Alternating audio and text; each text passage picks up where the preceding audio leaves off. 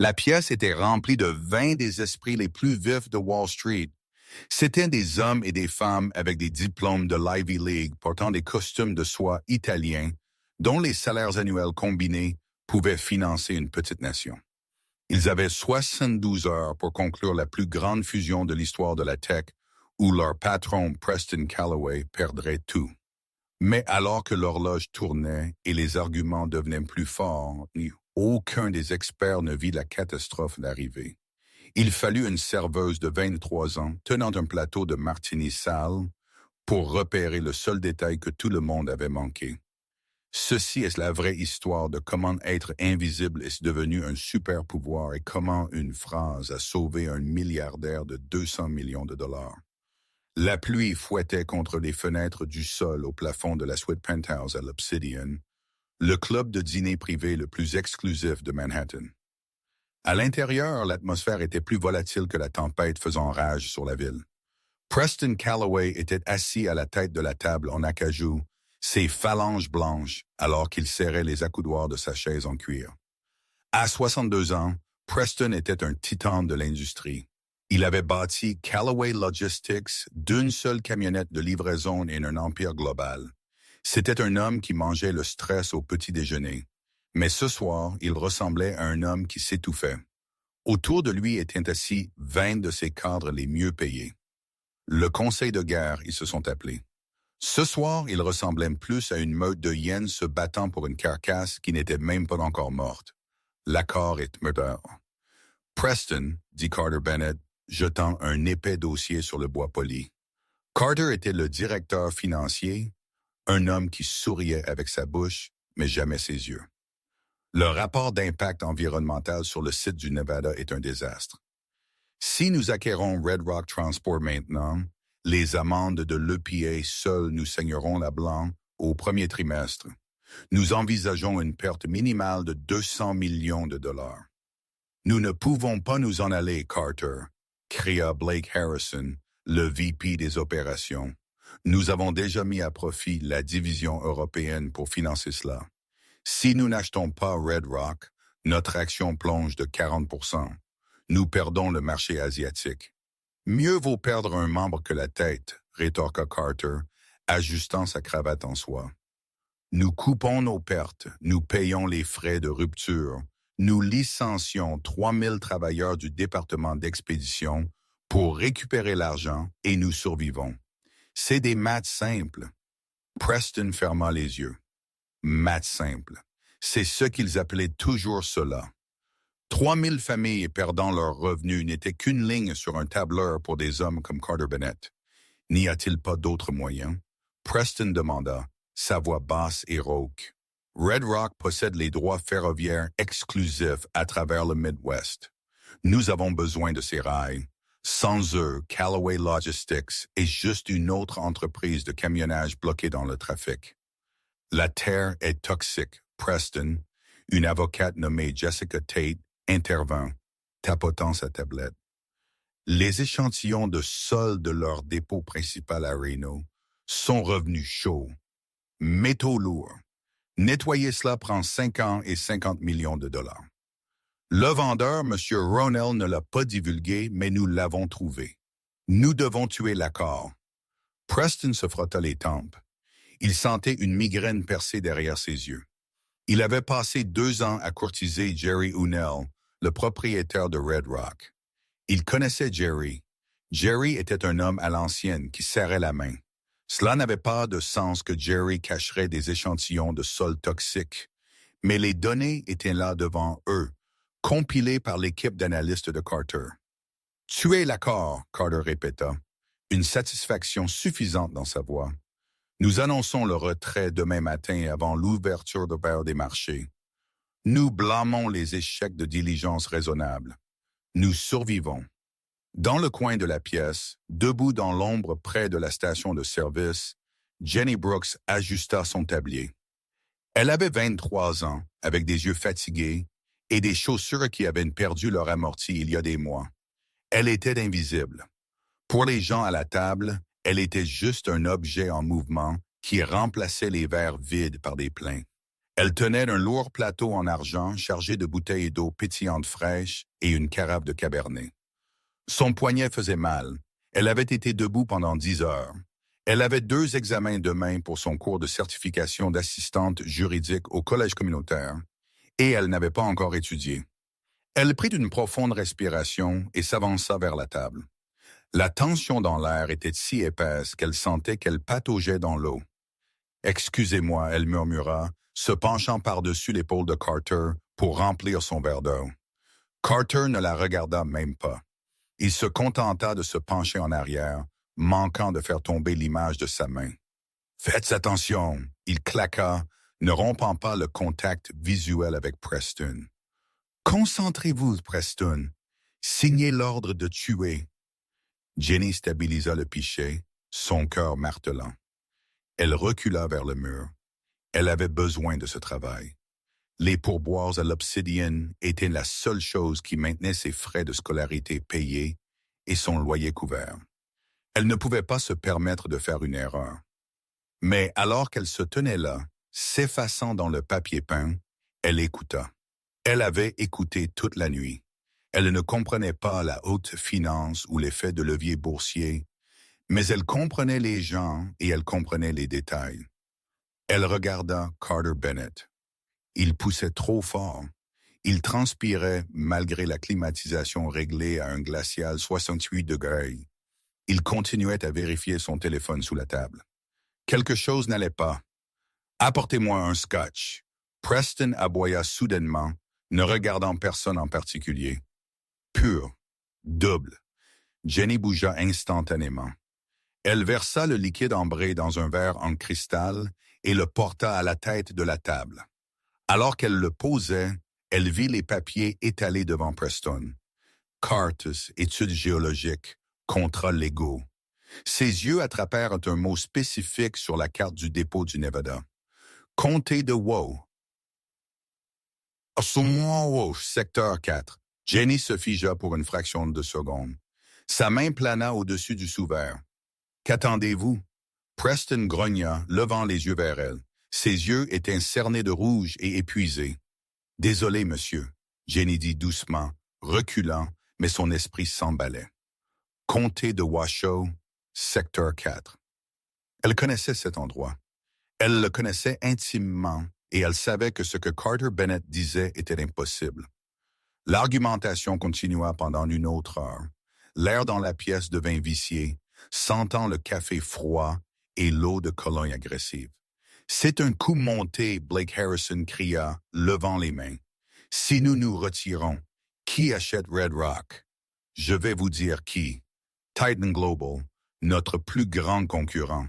Ils l'acquerront pour des clopinettes parce que nous l'avons publiquement déclaré toxique. »« Qu'il l'est, » Carter cria en retour, frappant sa main sur la table. « Qu'ils achètent une pilule empoisonnée.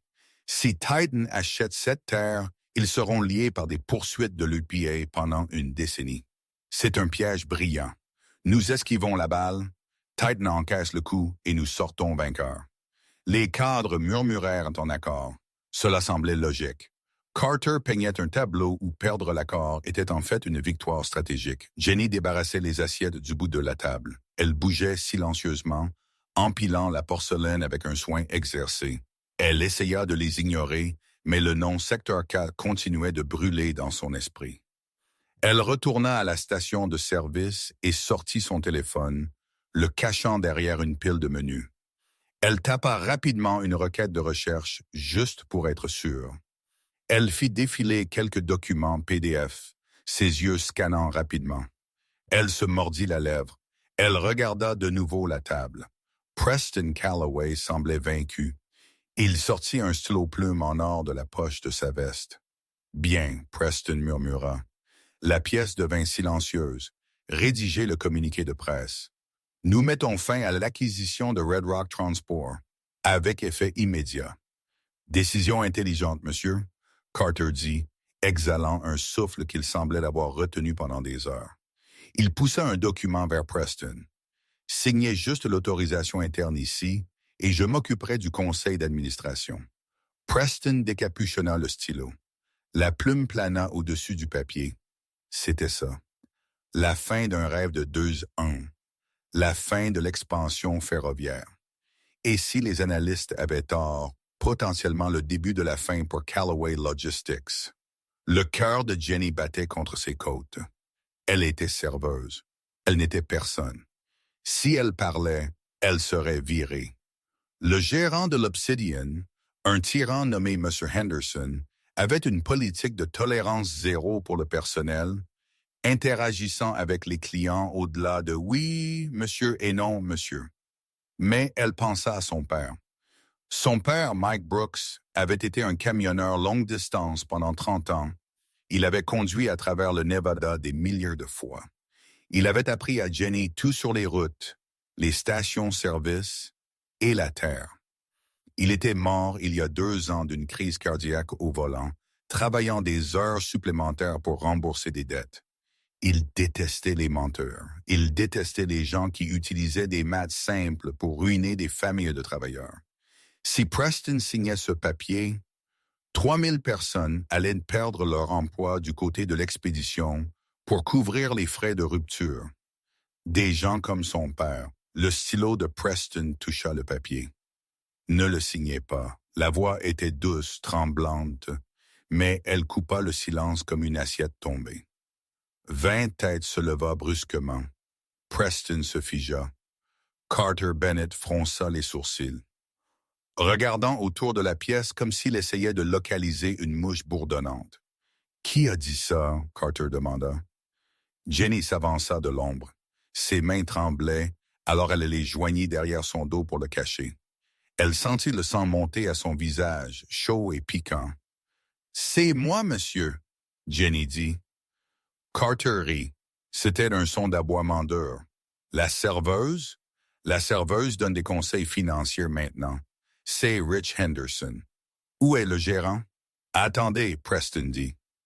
Il n'avait pas l'air en colère. Il avait l'air curieux et peut-être juste un peu désespéré. Il recapuchonna son stylo. Vous êtes la fille qui a apporté le scotch. Oui, monsieur.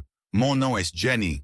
Eh bien, Jenny, Preston dit, se penchant en arrière, vous venez d'interrompre une réunion d'1 milliard de dollars. Vous feriez mieux d'avoir une sacrée bonne raison où vous ne serez pas seulement viré. Vous serez blacklisté de tous les restaurants de la ville. Elle est ivre. Carter ricana. Sortez maintenant. Ce n'est pas toxique, Jenny dit, sa voix gagnant un peu plus de force. Elle regarda directement Preston, ignorant le regard venimeux de Carter. « Excusez-moi, » Preston demanda. « La terre, » Jenny dit, pointant la carte sur la table. De paille de Red Rocks dans le comté de Woe, secteur 4, ce n'est pas toxique. Les échantillons de sol sont faux. La pièce éclata de rire. Jessica Tate, l'avocate, leva les yeux au ciel. « Chérie, nous avons des rapports de laboratoire indépendants. Nous avons des géologues. Allez remplir le seau à glace. » « Je me fiche de ce que vos rapports disent, » Jenny dit, s'approchant de la table. Elle était terrifiée, mais l'adrénaline prenait le dessus. « Je connais cette terre. Mon oncle possède la ferme directement adjacente au dépôt de Red Rock. Il cultive de la luzerne là-bas depuis 20 ans. Si ce sol était plein de métaux lourds, ces cultures seraient mortes. Mais elles ne le sont pas, leur gagnante de prix. » Le rire s'éteignit légèrement, remplacé par des murmures confus. Carter Bennett se leva, son visage prenant une teinte violette. « C'est absurde. Son oncle cultive de la luzerne. C'est votre diligence raisonnable, Preston. Nous écoutons une file de ferme contredire une étude environnementale certifiée. »« Asseyez-vous, Carter, » Preston dit sèchement. Il regarda Jenny avec une concentration intense. « Continuez. » De plus, Jenny continua, son esprit retournant aux documents qu'elle venait de vérifier sur son téléphone pour confirmer sa mémoire. Le secteur 4 n'est même pas du sol. C'est de la roche dure et compacte. Vous ne pouvez pas prendre d'échantillons de sol profond là-bas sans équipement de forage lourd. J'ai servi cette pièce toute la nuit. Personne n'a mentionné les coûts de forage. S'ils ont juste pris des échantillons de surface, ils auraient en juste recueilli le ruissellement de l'autoroute. Cela montrerait une contamination, mais cela ne viendrait pas de la terre. Cela viendrait des camions. Preston regarda de nouveau la carte. Puis il regarda Carter. « Avons-nous foré? » Preston demanda. Carter desserra sa cravate. « Je devrais vérifier les spécificités de la facture du fournisseur, mais c'est hors de propos. Le rapport dit positif pour le plomb et l'arsenic, qui se trouvent d'être dans les gaz d'échappement diesel et la poussière de frein, » Jenny ajouta rapidement. « Si vous prenez un échantillon du premier pouce de terre à côté d'un parking, vous obtenez du plomb et de l'arsenic. Cela ne signifie pas que la terre est toxique. Cela signifie que l'échantillon a été pris du parking. » Preston resta silencieux un long moment. Le tic-tac de l'horloge grand-père dans le coin semblait assourdissant. Une phrase, Preston marmonna pour lui-même. L'échantillon a été pris du parking, il leva les yeux vers Carter. Carter, qui a commandé l'enquête. Nous l'avons fait, Carter dit, des perles de sueur sur son front. Procédure standard. Nous avons utilisé Apex Geosciences. Les yeux de Jenny s'écarquillèrent. Apex? Elle ne devrait pas parler de nouveau. Elle avait déjà tenté sa chance, mais les pièces s'assemblaient dans sa tête. « Qu'est-ce que c'est, Jenny? » Preston demanda. « J'ai servi une table la semaine dernière. » Jenny dit lentement. Deux hommes. L'un se vantait d'un nouveau travail de consultant. Ça en même. Il travaillait pour Apex. Il dînait avec un homme nommé Monsieur Blackwood.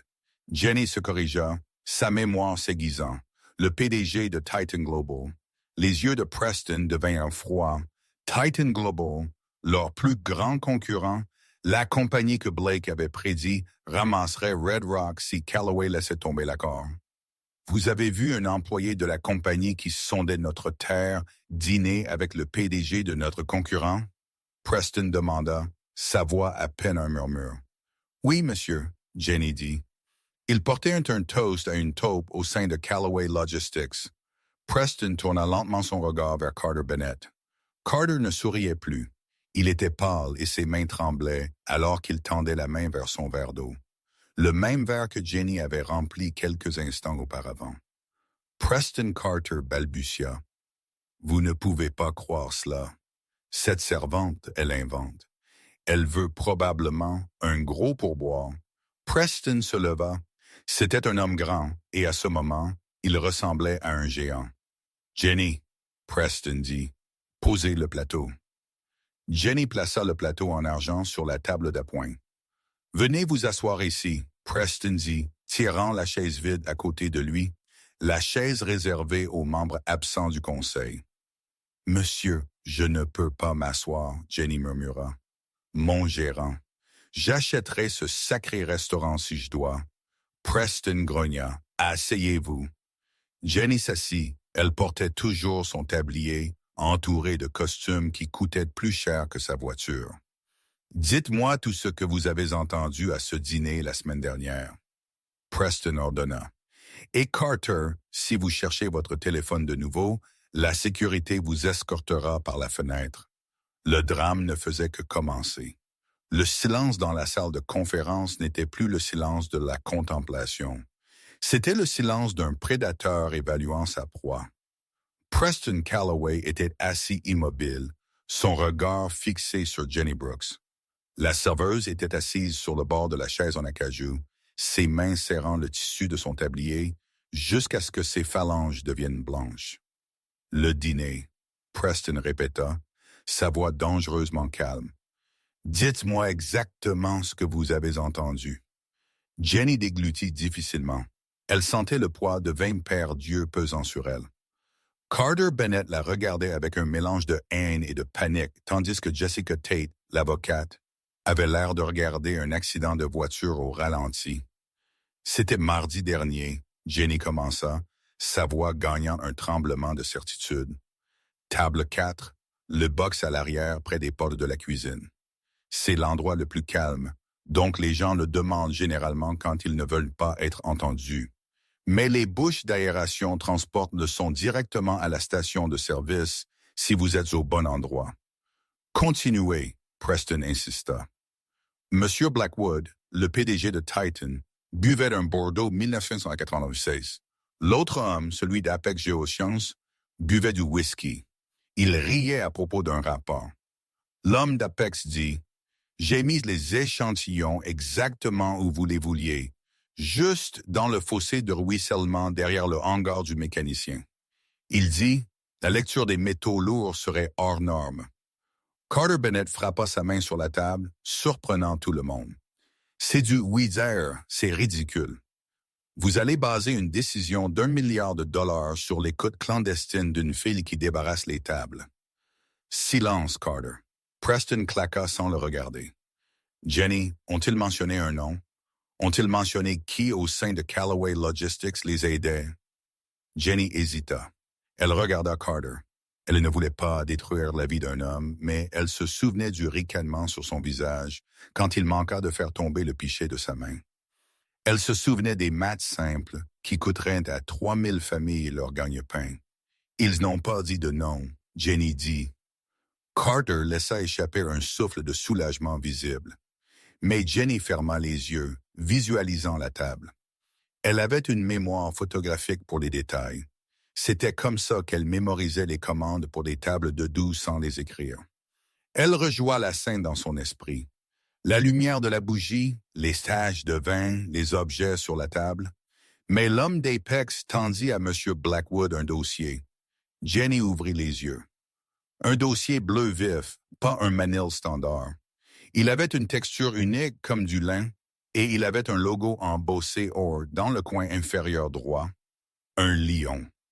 La couleur quitta le visage de Carter Bennett si vite qu'il ressemblait à une figure de cire.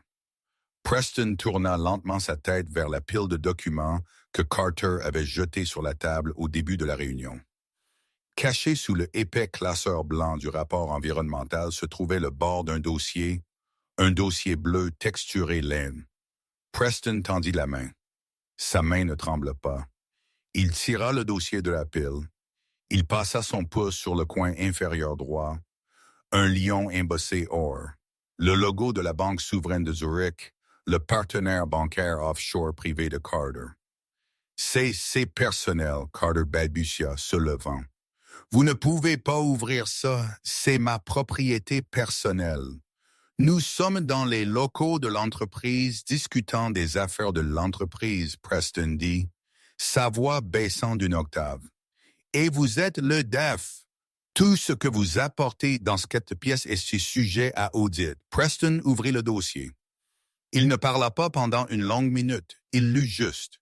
Il tourna une page, lut de nouveau, puis il leva les yeux, ses yeux remplis d'une déception si profonde qu'elle semblait plus lourde que la colère. Un ordre de virement, Preston dit doucement. 2 millions de dollars déposés sur un compte aux îles Caïmans. La source des fonds, une société écran enregistrée auprès de Titan Global Holdings. La pièce explosa.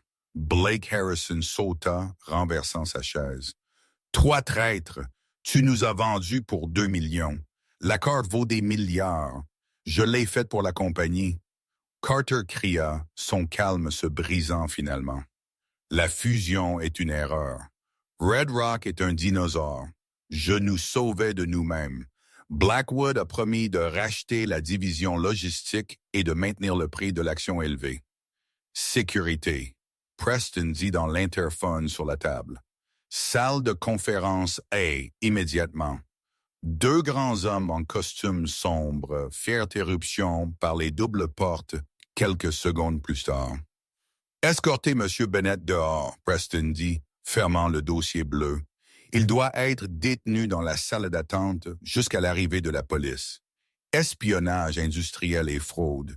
Et demandez à l'équipe juridique de geler ses actifs, tous. Alors que Carter était traîné dehors, frappant et criant à propos de vision et de sauver le navire, la pièce tomba dans un silence stupéfait. La pluie continua de marteler contre la vitre, mais la tempête à l'intérieur avait changé. Preston regarda l'horloge. 23h45. « Nous avons un problème, Blake Harrison dit, essuyant la sueur de son front. Carter était un serpent. Bien. Mais le rapport environnemental, même si Carter a falsifié l'emplacement des échantillons, nous n'avons pas de preuves. L'ordre d'annulation de l'accord se déclenche automatiquement à 8 heures du matin demain si nous ne renonçons pas à la contingence environnementale. Nous avons 8 heures. Nous avons besoin d'un échantillon propre, Jessica Tate dit, tapant furieusement sur son ordinateur portable. Mais le site est au Nevada. C'est un vol de 5 heures, puis 2 heures de route. Nous ne pouvons pas envoyer une équipe là-bas, forer un noyau, l'analyser et obtenir les résultats par 8 heures. Je suis. C'est physiquement impossible. Preston regarda de nouveau la carte. Puis il regarda Jenny. La serveuse était toujours assise là, semblant petite dans la grande chaise en cuir. Elle venait de faire tomber le directeur financier d'une entreprise du Fortune 500, mais elle avait l'air de vouloir juste rentrer chez elle et étudier pour son examen. Jenny, Preston dit, « Vous avez dit que votre oncle possède la ferme d'à côté. »« Oui, monsieur. » Oncle Ray. « A-t-il une pelle? » Jenny cligna des yeux. « Il a une rétrocaveuse et un tracteur. C'est un fermier. » Preston se leva et boutonna sa veste. L'énergie dans la pièce passa instantanément de la défaite à l'action frénétique. Le requin était de retour dans l'eau. Jessica, faites préparer le jet. Aéroport de Teter. Décollage dans 45 minutes. Blake, appelez le laboratoire à Reno. Dites-leur que je paye le triple pour un travail urgent. Je veux un spectrographe près la seconde où nous entrons par la porte. Monsieur, Blake demanda, vous y allez? J'y vais, Preston dit. J'ai besoin de voir la Terre de mes propres yeux. Je ne vais pas perdre cet accord à cause d'un menteur en costume. Preston tourna vers Jenny. Il tendit une main. Venez, Jenny. Moi? Jenny se montra du doigt. Monsieur, mon service n'est pas fini. Et j'ai un examen. Je vous écrirai une note pour votre professeur, Preston dit. Un rare sourire sincère effleurant ses lèvres. Et quant à votre service, considérez cela comme une promotion. J'ai besoin de vous pour naviguer. J'ai besoin de vous pour nous amener sur cette terre. Et j'ai besoin de vous pour parler à votre oncle Ray. Mais pourquoi moi?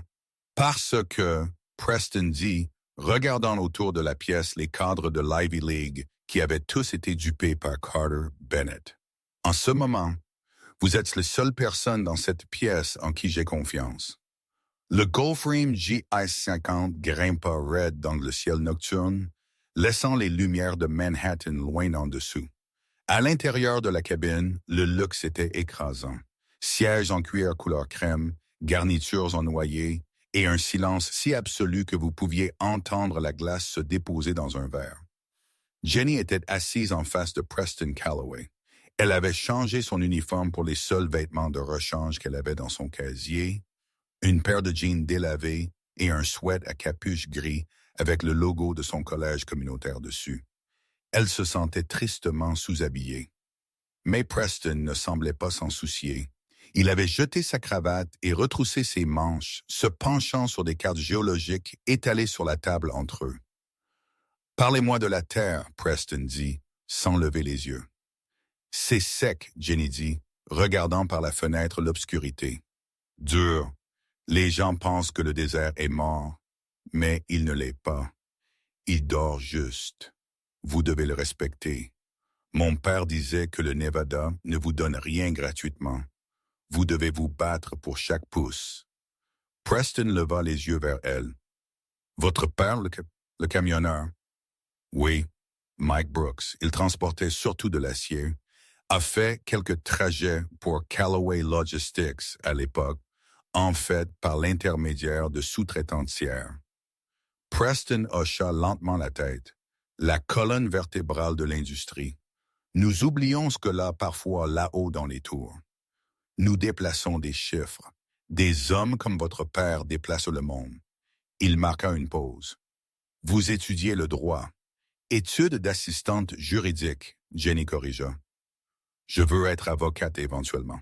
Droit des sociétés. Pourquoi? Parce que Jenny dit, rencontrant son regard, je veux connaître les règles. Quand vous connaissez les règles, des gens comme Carter Bennett ne peuvent pas vous tromper. Ils ne peuvent pas utiliser des maths simples pour vous enlever votre maison. Preston étudia son visage. Il vit la fin là, la même fin qu'il avait il y a 40 ans, quand il n'était qu'un gamin avec une camionnette de livraison et beaucoup de dettes. Si nous réussissons ça, Jenny Preston dit, vous n'aurez plus à vous soucier des frais de scolarité. La voix du pilote crépita dans l'interphone. Monsieur Calloway. Nous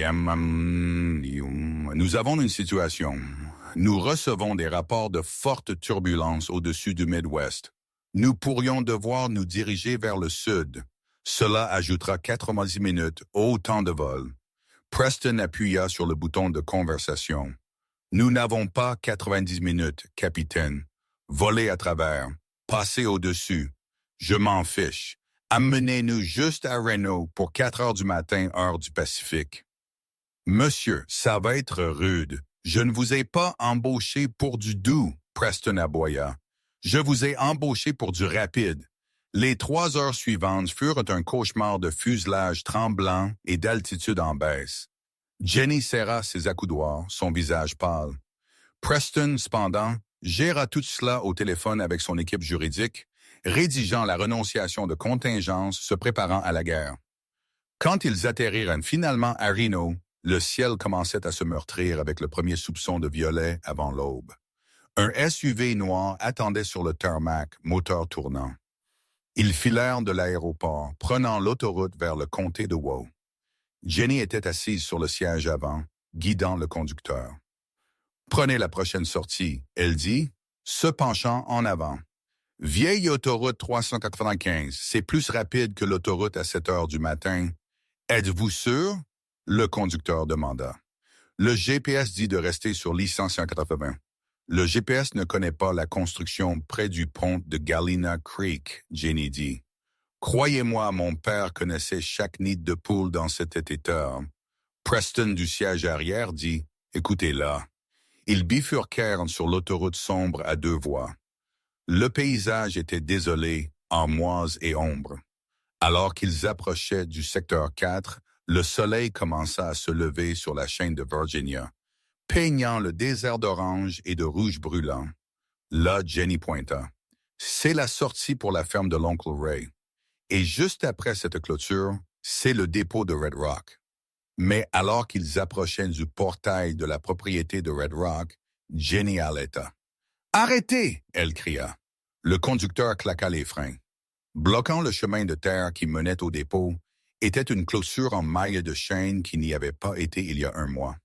Et devant elle se tenaient 2 véhicules de sécurité privés avec des lumières jaunes clignotantes. 4 hommes en équipement tactique se tenaient près du portail, bras croisés. Tayton, Preston grogna. Blackwood ne perd pas de temps. Preston ouvrit la porte et sortit dans l'air poussiéreux du matin. Il portait un costume à $3000 et des chaussures de ville dans la terre. Il marcha vers le portail. « Ouvrez ce portail », Preston cria. « Je suis Preston Calloway. Cette propriété est sous contrat avec Calloway Logistics. » Un des gardes, un homme avec une coupe en brosse et des lunettes de soleil miroir s'avança. « Plus maintenant, monsieur. La propriété est en confinement. En attente d'évaluation des risques environnementaux. Aucune entrée autorisée. Protocole de sécurité globale. Titan. Vous n'avez aucune juridiction ici, Preston cria. L'accord n'est pas mort avant 8 heures du matin, heure de New York. C'est 5 heures du matin ici. Nous avons 45 minutes. Désolé, monsieur, le garde dit, posant sa main sur sa ceinture. Ce n'était pas une arme, mais c'était un taser, et il avait l'air impatient de l'utiliser. La route est fermée. Sécurité publique. Preston se retourna vers la voiture. Son visage rouge de rage. Ils font traîner. Ils savent si nous ne pouvons pas obtenir un échantillon avant la date limite. Le contrat s'annule et ils peuvent intervenir. Jenny sortit de la voiture. Elle regarda les gardes. Puis elle regarda la ligne de clôture. Elle s'étendait sur des kilomètres. « Nous ne pouvons pas entrer par l'avant, » Jenny dit. Et nous n'avons pas le temps d'appeler le shérif. Alors, c'est fini, Preston dit, donnant un coup de pied dans le pneu du SUV. 200 millions de dollars partis à cause d'un cadenas. Non, Jenny dit. Elle regarda vers le sud où une ligne de peupliers marquait la limite de la ferme de son oncle. Je vous ai dit que mon oncle est juste à côté. Alors, Jenny dit, une étincelle de rébellion allumant ses yeux. Les aquifères sous cette vallée sont connectés. La nappe phréatique coule du nord au sud. Si la terre de Red Rock est toxique, la nappe phréatique sous le champ nord de mon oncle, à 50 yards d'ici, sera toxique aussi. Nous n'avons pas besoin d'être sur leur terre pour prouver qu'ils mentent. Nous avons juste besoin d'être à côté.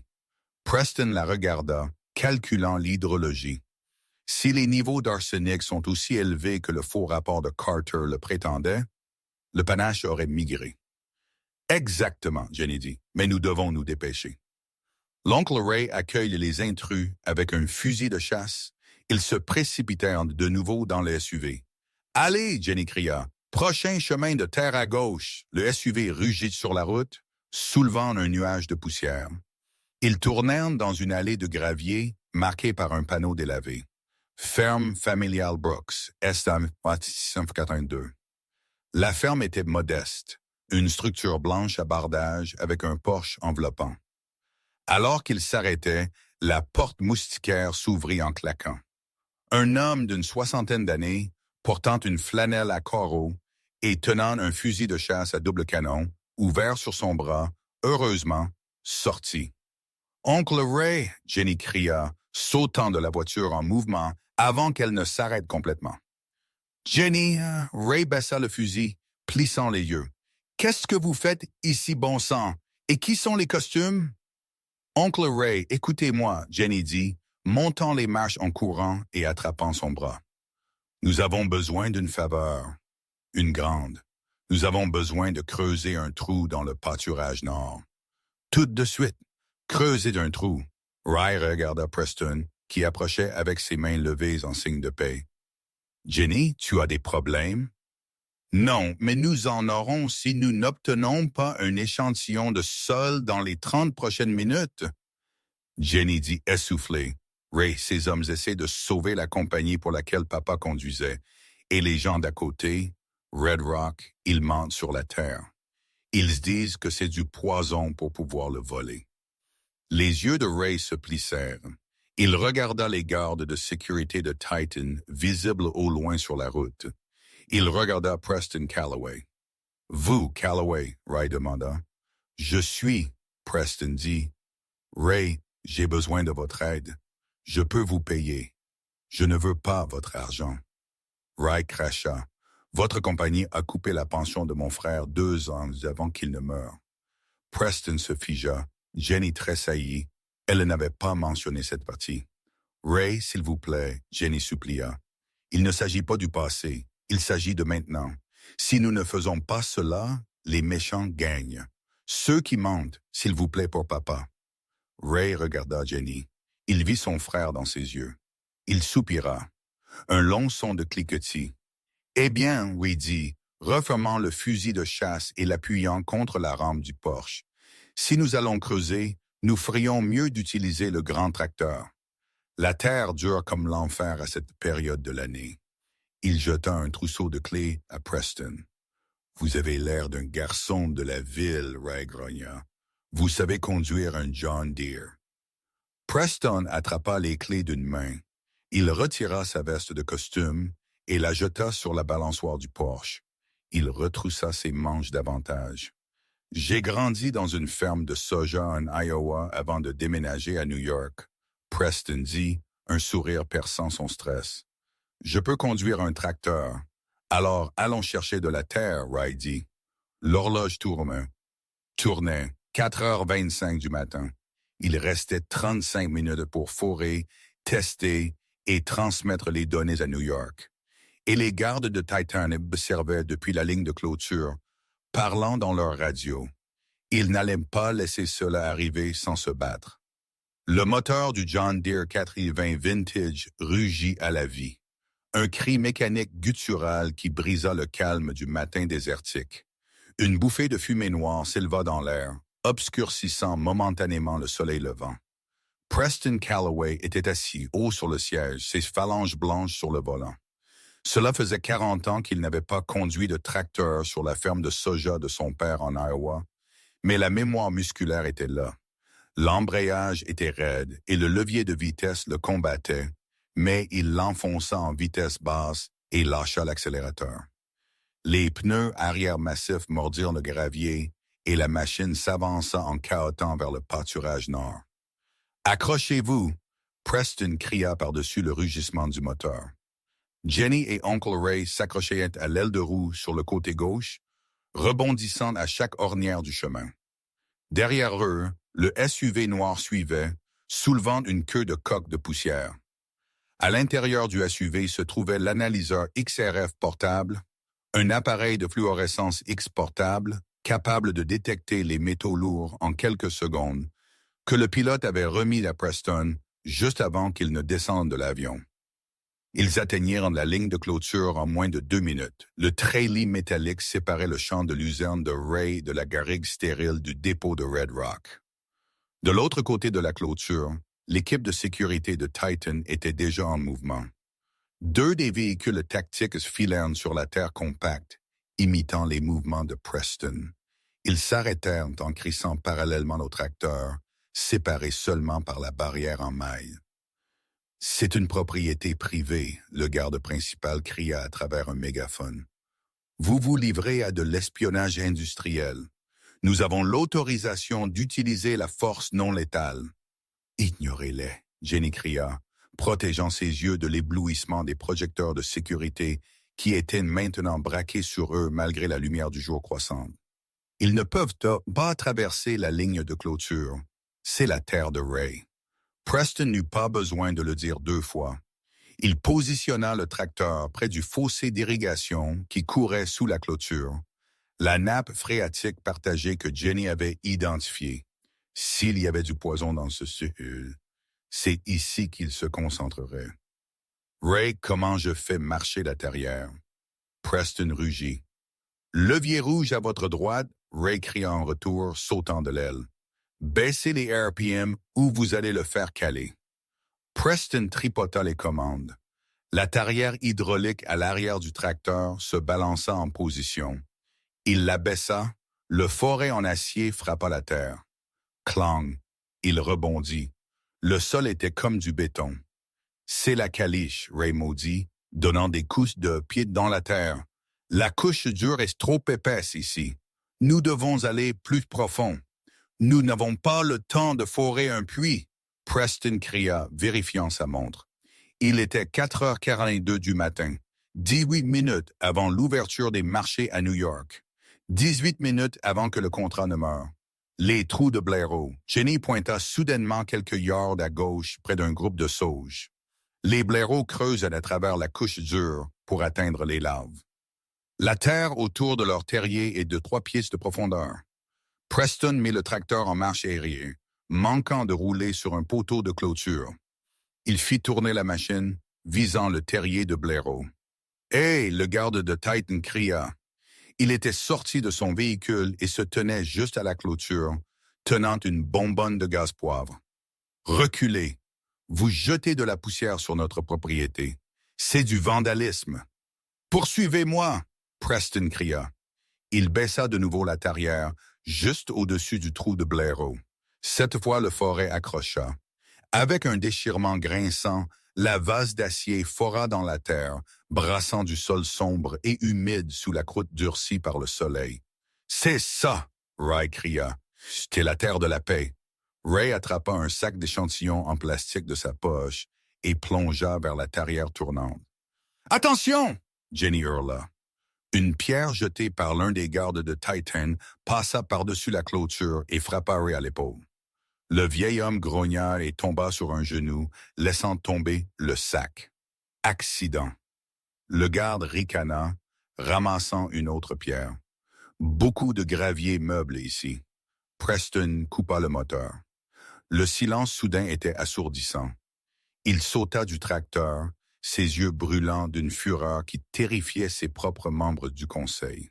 Il marcha vers la ligne de clôture, ignorant la bonbonne de gaz poivre dirigée vers son visage. « Vous avez jeté une pierre sur un civil non armé. » Preston dit, sa voix basse et tremblante de rage. « J'ai le numéro de queue de votre véhicule. J'ai mémorisé votre visage. Si vous jetez une de plus, caillou, je passerai les 10 prochaines années de ma vie à m'assurer que vous ne travaillerez plus jamais dans la sécurité. Je vous poursuivrai personnellement jusqu'à ce que vous viviez dans une boîte en carton. Le garde hésita. Il vit le regard dans les yeux du milliardaire. Ce n'était pas le regard d'un homme d'affaires. C'était le regard d'un homme qui n'avait plus rien à perdre. Le garde baissa la pierre. « Prenez la terre, Ray, » Preston dit, ne rompant pas le contact visuel avec le garde. Ray se releva en hâte, frottant son épaule. Il ramassa une poignée de la terre sombre et remuait dans le sac et le scella. « Je l'ai. » Ray siffla. « Au SUV !» Jenny cria. « Nous avons 12 minutes. » L'intérieur du SUV était un laboratoire mobile. Le conducteur avait l'analyseur XRF installé sur la console centrale, connecté à un ordinateur portable. « Donnez-le ici », le conducteur dit, prenant le sac de Bray. Il aplatit le sol contre la fenêtre du capteur de l'appareil et tira la gâchette. La machine, une barre de progression, apparut sur l'écran de l'ordinateur portable, calibrant, analysant. « Allez », Preston murmura, essuyant la graisse et la sueur de son front. « Allez !» Les secondes s'écoulèrent comme des heures. 4h50 du matin.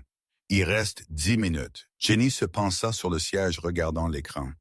Elle pensa au restaurant, aux clients impolis, aux nuits où elle pleurait dans sa voiture parce que ses pieds lui faisaient si mal qu'elle ne pouvait pas marcher. Elle pensa à Carter Bennett se moquant d'elle. Analyse complète. L'écran clignota en vert. Arsenic 5 ppm, niveau de fond normal. Plomb 10 ppm, niveau de fond normal. Cadmium non détecté. C'est propre. Le conducteur cria. C'est complètement propre. Les métaux lourds que Carter a rapportés ne sont pas là. C'est du sol de qualité agricole. Oui. Preston frappa son poing sur le tableau de voix. Je le savais. Le salaud a menti. Nous devons envoyer ceci à New York. Preston ordonna. Blake attend dans la salle de conférence avec la renonciation. Il a besoin de voir ce rapport pour annuler l'interrupteur d'arrêt. Le conducteur appuya sur Exporteur en PDF et cliqua Envoyer. Une roue tournante apparut sur l'écran. Envoi. Connexion échouée. Quoi? Preston cria. Que voulez-vous dire échoué? Pas de signal, le conducteur dit, tapant le dongle 5G. Nous sommes dans une zone morte. Les montagnes bloquent la tour. Jenny regarda son téléphone. 0 bar. La vallée est un bol, elle dit. Nous n'avons jamais de service ici à la ferme. Nous devons aller à l'autoroute. L'autoroute est à 10 minutes. Preston regarda sa montre. 4h54 du matin. Nous n'y arriverons pas. Le Wi-Fi, dit, pointant de la maison. J'ai eu cet Internet satellite que tu m'as acheté pour Noël, Jenny. C'est lent, mais ça marche. Le routeur est dans la maison, Jenny dit. Le signal n'atteindra pas l'allée. Courez, Preston cria. Il attrapa l'ordinateur portable, arrachant les cordons de l'analyseur. Courez à la maison. Preston Calloway, 62 ans, en chemise de ville tachée de terre et mocassins italiens ruinés, sprinta vers la ferme. Jenny était juste à côté de lui. Ils montèrent les marches du porche et firent éruption dans la cuisine. « Mot de passe !» Preston cria, posant l'ordinateur portable sur la table de la cuisine. C'est Ray se gratta la tête, entrant lourdement derrière eux.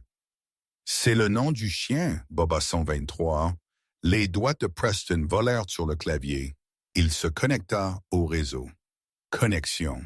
« Allez, Boba !» Jenny murmura. « Connecté. » Preston ouvrit le client de messagerie. Il attacha le PDF sujet analyse de Sol Reed Rock propre annulation immédiate au conseil d'administration équipe juridique. Il appuya sur Envoyer. La barre de progression bougea d'une lenteur agonisante. L'Internet satellite dans le Nevada rural n'était pas construit pour l'espionnage industriel à haute vitesse. 10%, 30%. Au mur, l'horloge en forme de chat de Ray tic-taquois bruyamment. 4h52 du matin. 2 minutes avant 8h du matin à New York, 50% décroche, Blake. Preston marmonna. Il sortit son téléphone satellite, la seule chose qui fonctionnait ici, et composa le numéro de la salle de conférence. Calloway. La voix de Blake crépita sur la ligne. « Où est-ce? » « Nous avons 90 secondes, et Jessica a son doigt sur le bouton d'annulation. La cloche de la bourse est sur le point de sonner. Ça envoie. Preston cria. Ne touchez pas à ce bouton. La terre est propre. Carter a falsifié les données. Je ne peux pas arrêter l'exécution automatique sans le document. Preston Blake cria. Règle de conformité. Si je n'ai pas de preuve de diligence raisonnable, la SEC nous enterrera. J'ai besoin du fichier. 80%. Juste, tenez bon, Preston rugit. 90%, 4h59 du matin, il reste 30 secondes. Preston, je dois le faire, Blake dit, sa voix résignée. 10 secondes. Non, Jenny cria au téléphone. N'osez pas. 99%. Envoyez. Vérifiez votre boîte de réception. Preston cria. Maintenant, il y eut un silence sur la ligne. Un silence qui s'étira pendant une éternité. Puis un halètement. Je l'ai eu. Blake dit. Saint, c'est propre. Jessica, annulez l'ordre d'annulation. Signez la renonciation. Code de remplacement Alpha Nice Zulu. Preston et Jenny pouvaient entendre le chaos en arrière-plan à travers le téléphone. Des cris, des tapotements, le son d'un tampon frappant le papier. Nous avons réussi, Preston demanda, s'appuyant contre le comptoir de la cuisine, sa poitrine se soulevant. 3 secondes, Blake souffla. Nous avons déposé la renonciation à 7h57 du matin. L'accord est vivant. Red Rock est à nous. La fusion est confirmée. Preston laissa tomber le téléphone. Il glissa le long des armoires jusqu'à ce qu'il soit assis sur le sol en linolum. Il mit sa tête dans ses mains et commença à rire. C'était un rire hystérique, épuisé. Jenny s'affala sur l'une des chaises de cuisine. Elle regarda ses mains. Elles étaient couvertes de terre. « Nous l'avons fait », elle murmura. Rye marcha vers le frigo et sortit 3 bières froides. Il était 5h du matin, mais personne ne s'en souciait. Il en ouvrit une et la tendit au milliardaire sur son sol. « Pas mal pour un garçon de la ville, » Rye grogna. Preston prit la bière. Il prit une longue gorgée. « Meilleure bière que j'ai jamais eue. » Dehors, les véhicules de sécurité de Titan faisaient demi-tour. Ils avaient perdu. Le pari avait échoué. Mais l'histoire n'était pas finie. Sauver la compagnie était une chose. Gérer les retombées en était une autre. Et Preston Calloway devait à une serveuse plus qu'un simple merci. Il leva les yeux vers Jenny. « Jenny? » Preston dit, « À quelle vitesse pouvez-vous faire une valise? » « Pourquoi? » Jenny demanda, essuyant la terre de sa joue. « Parce que la réunion du conseil d'administration de lundi va être un bain de sang, » Preston dit, ses yeux durcissant de nouveau. « J'ai besoin d'une nouvelle assistante de direction et éventuellement j'aurai besoin d'un nouveau VP des opérations. Je pense qu'il est temps que vous abandonniez le collège communautaire. » Jenny le fixa. « Monsieur, appelez-moi Preston, » il dit, « et prenez vos affaires. Nous retournons à New York. Nous avons une compagnie à nettoyer. » La pluie du lundi matin battait les fenêtres de la tour Calloway, correspondant à la tempête à l'intérieur de la salle de conférence. La chaise à la droite de Preston, autrefois occupée par Carter Bennett, était vide. Carter était déjà en liberté, sous caution, faisant face à des accusations de fraude fédérale, mais la pourriture allait plus loin qu'un seul homme. Preston se tenait à la tête de la table, ses yeux froids comme l'acier. « Nous avons sauvé la compagnie », il annonça au cadre nerveux. « Mais nous n'avons pas sauvé notre âme. » « Pas encore. » Il se tourna vers Jessica Tate, la chef juridique. « Jessica, mon équipe d'audit a trouvé des enregistrements de 16 dîners privés entre vous et le vice-président de Titan Global. Vous avez renoncé à l'évaluation par les pairs sur les échantillons de sol parce que vous les aidiez à tuer l'accord. » Jessica devint pâle. « Preston, c'est une petite industrie. Vous êtes viré. » Preston la coupa. « La sécurité attend. » Alors que Jessica était escortée dehors, Preston fit un geste vers l'arrière de la pièce. Jenny Brooks s'avança.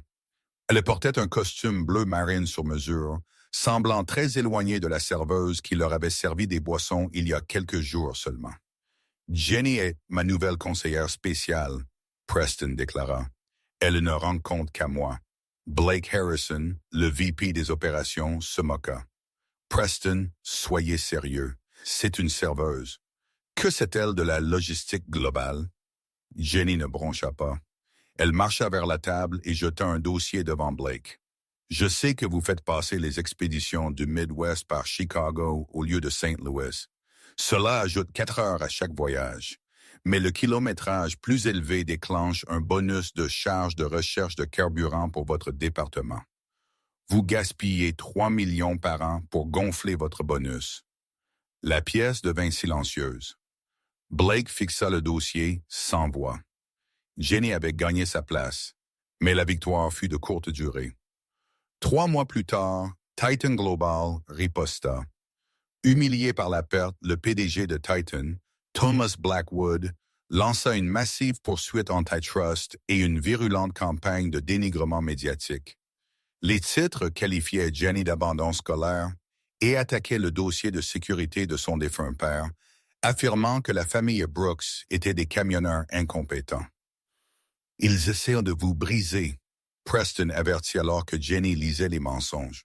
« Ils mentent sur mon père », Jenny dit, la colère brûlant dans ses yeux.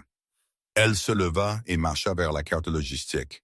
Elle fixa les itinéraires d'expédition de Titan. « Preston, regardez leur prix. Ils nous sous-cotent de 20%. Les maths ne marchent pas.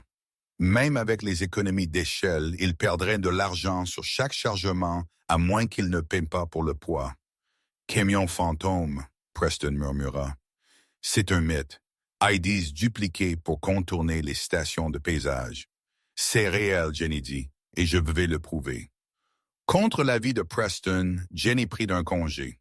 Elle retourna sur la route, obtenant un emploi dans un restaurant de routiers appelé l'Iron Skillet au Nevada. Elle échangea son costume contre un tablier, s'effaçant de nouveau dans l'arrière-plan. Elle attendit jusqu'à ce qu'elle trouve un groupe de chauffeurs de Titan. Ils avaient l'air épuisés, leurs yeux injectés de sang. Une nuit, elle coinça un chauffeur nommé Miller. « La répartition me fait rouler 20 heures d'affilée. » Miller confessa, tremblant au-dessus de son café. « Les journaux électroniques sont truqués à distance. Si je m'arrête, je ne suis pas payé. Si je m'écrase, c'est sur moi. »« Aidez-nous à les arrêter, » Jenny murmura, faisant glisser une serviette sur le comptoir. Dessus se trouvait la ligne directe de la division de fraude commerciale du FBI. « Faites-le pour les chauffeurs », Miller prit la serviette. 2 semaines plus tard, la nouvelle éclata. Le FBI a perquisitionné le siège de Titan Global, exposant un vaste réseau de rackets impliquant des milliers de camions fantômes. Thomas Blackwood fut arrêté dans son bureau et le procès contre Callaway Logistics fut abandonné instantanément. 1 an plus tard, la réunion des actionnaires de Callaway fut une célébration. L'action était à son plus haut historique et la fusion de Red Rock avait rationalisé l'ensemble du corridor ouest. Preston monta sur scène, souriant pour la première fois depuis des années. « Nous avons survécu parce que nous avons appris une dure leçon. La donnée la plus précieuse ne vient pas d'un tableur, et elle vient du sol. » Il accueillit Jenny au podium, maintenant la directrice générale des opérations officielles. « Mon père m'a appris que vous ne pouvez pas conduire en regardant dans le rétroviseur. » Jenny dit à la foule en liesse, apercevant son oncle Ray et Miller au premier rang. Titan regardait les chiffres et voyait du profit.